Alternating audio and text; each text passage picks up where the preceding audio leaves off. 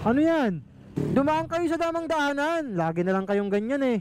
So kahit magtampo mga yan, alam naman nila na yung ginagawa ko dito ay para rin naman sa kaayusan dito sa area natin. Bawal po kayo dyan, naglatag na kayo, naninigarilyo pa kayo. Bawal po dyan, parang may alak pa kayo. Oh, may kumot pa oh. Patayin mo na yan tay, patayin mo na yan ang baho oh. Patayin mo na yung sigarilyo mo ang baho. Pasensya na rin kayo kasi bawal talaga dito ha. Pakisuyo na lang po ha. Pasensya na rin kayo ha. Ayan guys, mula dito ay magro-ronda tayo. Titignan ko lang yung mga jeep, baka marami na namang sumasabit. So bawal kasi yon at delikado rin sa mga sumasabit.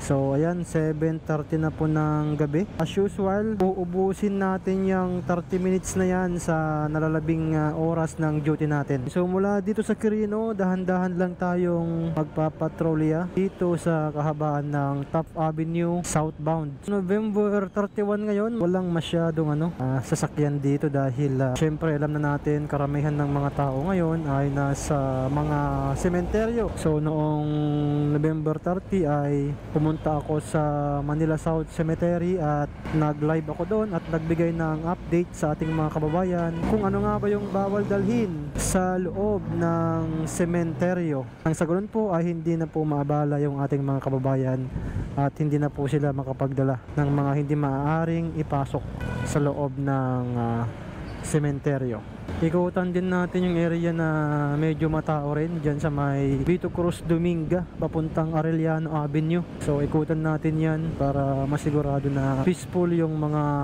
areas natin. Okay naman dito sa ngayon sa Top Avenue. Ito yung harapan ng De La Salle University. So syempre matik yan, walang mga pasok ang mga estudyante. So medyo konti ngayon ang tao dito. Ayan, bukas yung McDo, bukas yung KFC at I'm sure bukas yung mga kapehan dyan. So maraming kapehan dito eh. Ayan, so kapansin-pansin na talagang konti yung mga tao ngayon. Alam nyo sa ganitong oras kapag normal days ay sobrang daming tao rito. So ngayon dahil araw po ng mga patay ay ang karamihan sa ating mga kababayan ay nandoon sa loob ng sementeryo upang dalawin, bisitahin ang kanilang mga yumaong mahal sa buhay na nakahimlay sa sementeryo. So iikutan ko lang to guys kasi alam nyo naman maraming naglalakad.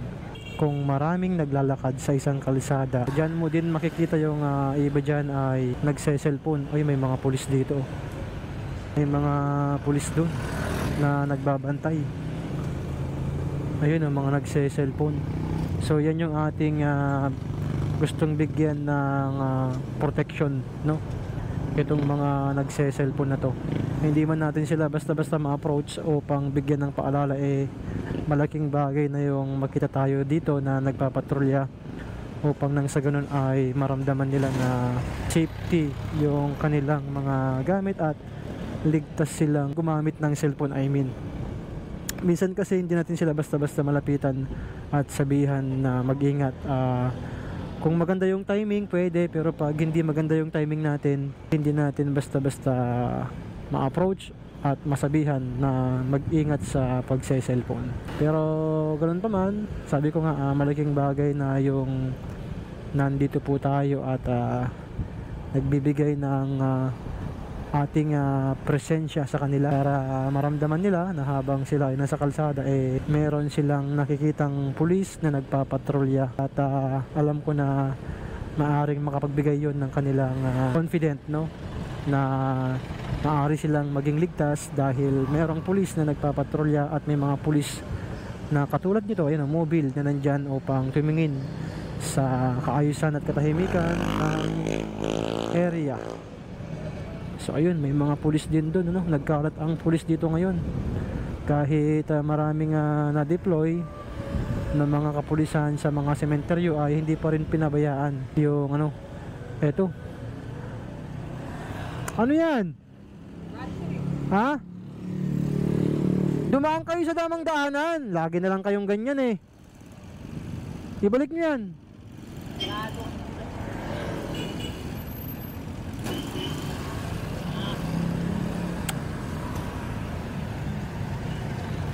Hindi pwede yung ganyan. Alam ko, kilala ko sila pero hindi ko yan tinotolerate. Mga kilala ko yan eh. Pero kahit kilala ko yan, kung talagang kailangan na sitahin yan. Akalain mo, ang layo ng kanyang kinounterflow. Papunta pa siya doon, oh. Di ba? Eh kung dumaan siya sa tamang kalsada, hindi na siya maabala at babalik pa, di ba? Yung mga yan guys, kilala nila ako kasi matagal na ako dito sa Malate, pero hindi ko yan tinotolerate yung mga yan. Talagang itinatama ko, talagang itinuturo ko ang kanilang dapat na gawin. So kahit magtampo mga yan, eh alam naman nila na yung ginagawa ko dito ay para rin naman sa kaayusan dito sa area natin, di ba? Tignan din natin yung mga nagse-cellphone at pilitin natin makapagbigay ng ng paalala. Dahan-dahan lang ako dito at titignan ho natin yung mga kababayan po natin na nagse-cellphone at susubukan pa rin natin makapagbigay po ng paalala para po sa kanila para hindi po sila mabiktima ng mga snatchers kung meron man dito sa ngayon. Ay, umilag siya. Kapag umilag na ganun guys ay medyo alanganin, no? Ano siya, foreigner. I think hindi siya Pilipino. Isa siyang foreigner. Umiwas sa akin. Nahiya naman na akong i-approach kasi umiwas siya. Ang bibigyan natin ng paalala ay yung talagang nakatutok sa cellphone, yung hindi na lumilingon ba, yung talagang nakatingin lang at nakatutok sa paglalaro at panonood ng video. Yun kasi ang medyo alanganin, no? Pero yung mga nakahawak ng cellphone tapos nakatingin naman sa kalsada, eh I think hindi na ho natin kailangan na i-remind. But yun nga, mahalaga pa rin yung ating presensya dito. Nang sa ganun ay mabugaw, mataboy yung mga masasamang elemento na nandito kung meron man.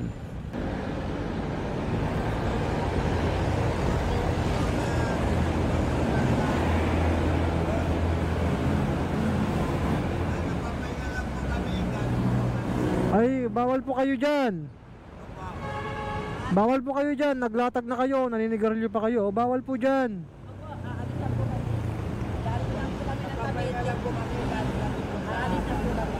Eh, wag kayong magnigarilyo dyan. Parang may alak pa kayo. Wala po. Wala po. Wala. Walang alak po. Alis na lang po kami. Opo, umalis po kayo dyan kasi bawal po dyan, nay. Papahinga lang. Baka mamaya tulog na kayo dyan eh. Kukunin kayo ng DSWD. Bawal po dyan, nay. Bawal po dyan.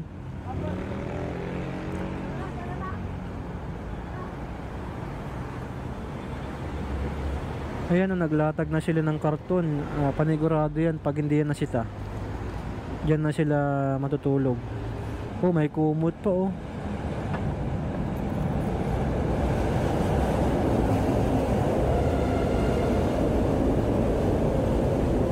Taga saan po kayo? Taga saan po kayo? Ha? Taga saan po kayo? Oh, wag ko. Patayin mo na yan, tay. Patayin mo na yan ang baho, oh. Patayin mo na yung sigarilyo mo, ang baho. Wag mo nang panghinayangan yan. Ang baho eh. Eh, pasensya na rin kayo kasi bawal talaga dito, ha? Hanap kayo ng lugar na iba, ha? Pagod namin po, kaya... Oo, naintindihan natin yun, kaya lang bawal po dito, ha? Simbahan po ito, oh. Opo. Pribadong lugar to. Opo, napagsabihan po kami dyan. Sige na po, pakisuyo na lang po, ha? Pasensya na rin kayo, ha? Sige po, salamat.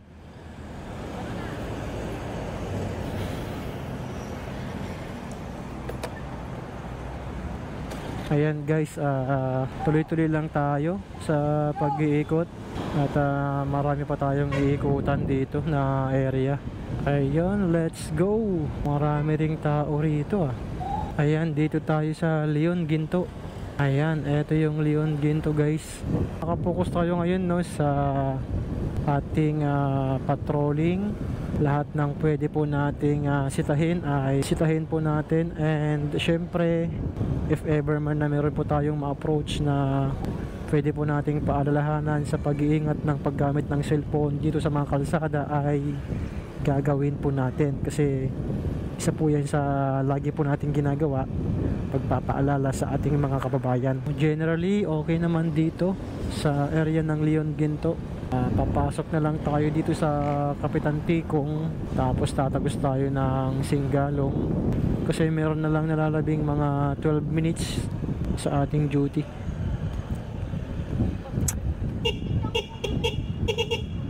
Nakikiraan po.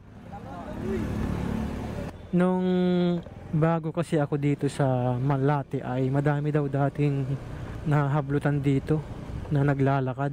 Tatagos tayo guys ng Singalong. Kakaliwa ako dito. Ayan, dito na ako kakaliwa. Ito na yung Singalong.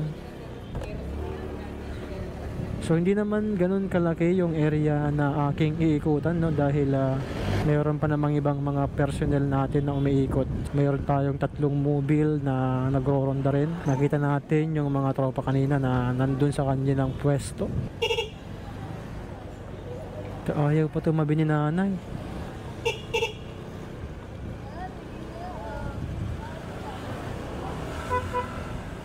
Ayun, okay naman dito.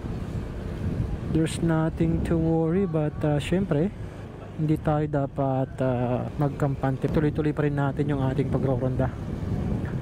So habang nagkakaroon ng attendance, accounting, briefing sa mga panggabi ay ayan, magroronda muna tayo. And after ng kanilang accounting, briefing and dissemination of important memos and instruction from higher headquarters ay mag-take post na rin sila. So syempre ang madalas lang dito ay yung mga ganyan, one way, walang helmet. Pero syempre sabi ko nga, nakapokus tayo ngayon sa crime prevention at nakapokus tayo ngayon sa pagtataboy ng mga masasamang elemento. Yung mga one way na ganyan tapos walang helmet ay ano lang yan, mga pasaway lang yan, katulad nito. Mga hindi nag-helmet at hindi sumusunod sa sa flow ng traffic, nagwa one way pa rin. So malalakas yung loob nila dahil dito lang sila, taga dito lang sila. At yun ang kanilang irarason kapag sila ay sinita mo. Kaya nga sabi ko ay nakapokus tayo sa sa crime prevention. So hindi muna ako magpo-focus sa paninita ng mga walang helmet at nagwa one way. At taga dito lang mga yan, kaya ganyan ginagawa nila, kampante sila. At wala rin naman tayong panikit. So anong gagawin natin? Ibig sabihin ay maaabala lang tayo kapag sila, doon tayo mag-focus. So mag-focus lang tayo sa ating pagpapatrolya para makapagtaboy tayo ng mga masasamang elemento dito sa kahabaan ng mga kalsada. Ayun, 3 minutes to go bago matapos yung oras ng ating duty. Ayan, 12 hours kasi yung duty natin, 8 AM ng umaga at inaabot po tayo ng hanggang alas 8 ng gabi. Ayan o, 3 minuto na lang ay alas 8 na po ng gabi. At alam ko andyan na rin yung mga panggabi. Alam ko ay magti-take post na rin mga yan. Ang bilis ng oras, alas 8 na. So yan guys, once again, salamat sa pagsama sa ating patrolling ngayong gabi. At tapos na naman yung ating duty ngayong araw. Salamat sa palaging panonood, salamat sa suporta, salamat sa pagtitiwala sa inyong lingkod. Andito lang tayo maglilingkod ng may puso, may malasakit at may takot sa Diyos, handang magsilbi at ibuwis ang nag-iisang buhay para sa bayan. Salamat at God bless po sa ating lahat. Bye bye.